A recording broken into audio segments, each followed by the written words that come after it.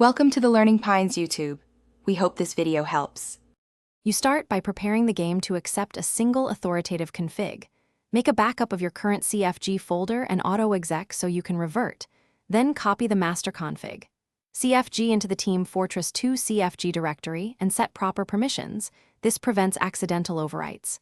Finally, edit auto-exec. CFG and add an explicit exec master config. CFG line so the master file runs at launch. Once done, launch Tf2 to verify the file loads. This ensures consistent behavior every session. Next, focus on the middle adjustments that make the master config effective. You standardize network and interpolation settings to reduce prediction errors across servers. Set CL up data rate, CL CM rate, and CL interp consistently. Adjust mouse sensitivity and disable acceleration for predictable aim. Create per-class config files and use alias chains to switch quickly. This keeps the master small and modular. Make sure your aliases call exec class configs. That way you can tweak loadouts without finish by validating the setup and locking instability.